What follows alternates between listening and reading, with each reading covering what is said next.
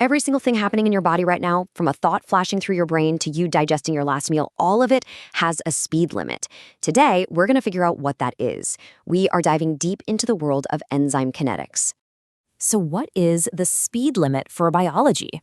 It's a pretty cool question, right? Because something has to be in the driver's seat, controlling the pace of every single reaction that keeps us alive. And as we're about to see, that's exactly where enzymes come into play. So here's our game plan. First, we'll talk about life's chemical engines. Then we'll meet the main characters and see how they reach the speed limit.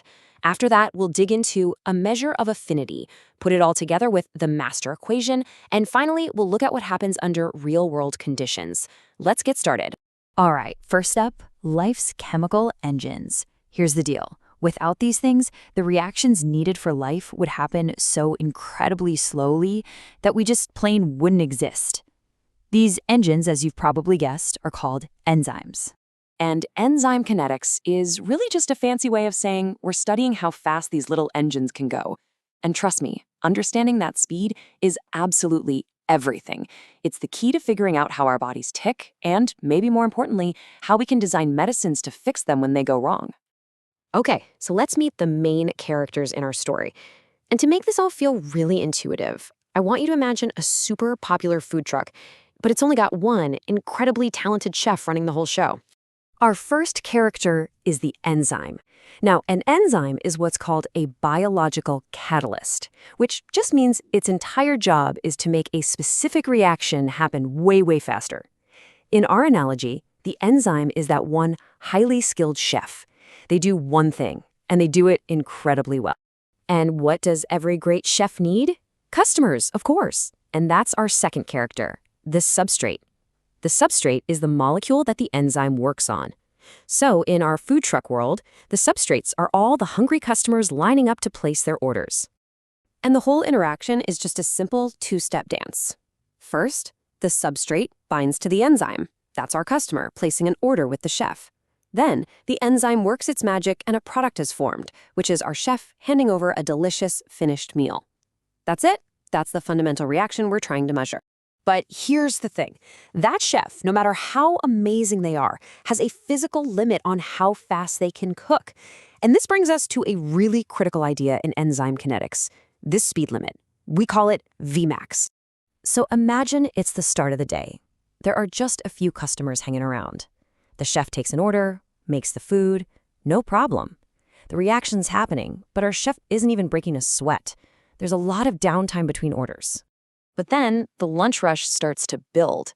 As the line of customers gets longer, our chef naturally starts working faster and faster. They're constantly either taking an order or handing out food. So as the substrate concentration goes up, the reaction rate shoots right up with it. Finally, the line is just massive. It's wrapped all the way around the block. There's a practically endless supply of customers. But our chef, well, they can only chop and cook so fast. They've hit their absolute maximum speed. The rate of meal production has totally plateaued, no matter how many more people get in line. And that plateau, that absolute top speed, is what we call Vmax, which stands for maximum velocity. It's the enzyme speed limit when it has all the substrate it could ever want, when it's what we call fully saturated. But Vmax only tells us part of the story. See, it's not just about an enzyme's top speed. It's also about its efficiency. And this brings us to our next key variable, Km. Think of Km as a measure of an enzyme's affinity, or how sticky it is for its substrate. Let's go back to our food truck. How many customers actually need to be in line for our chef to get into a good rhythm and start working at a decent pace? Does it only take a couple of people, or do they need a huge line of 20 people to get motivated? That very question is answered by Km, the Michaelis constant.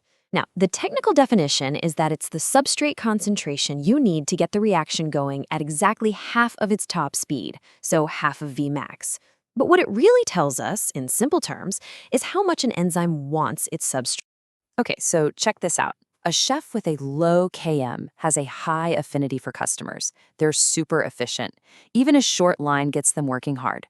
But a chef with a high Km has a low affinity. They're kind of lazy. They need a really long line before they start working efficiently. So just remember this little inverse relationship. Low Km means high affinity.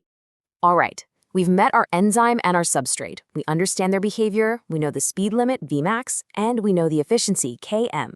Now we're ready. We can finally assemble all these pieces into the master equation of enzyme kinetics. Just think about everything we have now. We have the current reaction speed. We have the absolute speed limit, Vmax. We have the amount of substrate that's available. And we have the enzyme's affinity for it, Km. And it turns out they're all beautifully connected. And this is it, the Michaelis-Menten equation. I know, it might look a little intimidating at first glance, but the cool thing is we now know what every single piece of this thing means. This is the mathematical model of our food truck, and it lets us predict the speed of the reaction at any substrate concentration we want.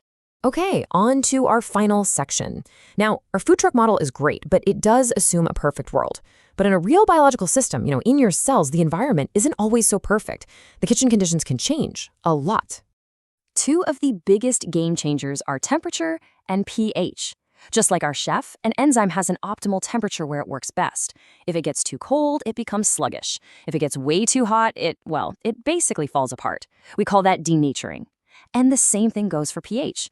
If the environment gets too acidic or too basic, the enzyme loses its specific shape and just stops working. And that really brings us to the big takeaway here. Yes, the Michaelis-Menten model is a simplification of reality, but it is an incredibly powerful one. It gives us the foundational rules for understanding how life's little engines work, and it forms the basis of huge fields like biochemistry and pharmacology. So, I'll leave you with this question to think about. Now that we understand the rules that govern the speed of life, Vmax, Km, and the equation that ties them together, the next really exciting question is this: how can we bend those rules to our advantage? How can we design drugs that specifically speed up, or more often, slow down these tiny engines to help us treat human disease?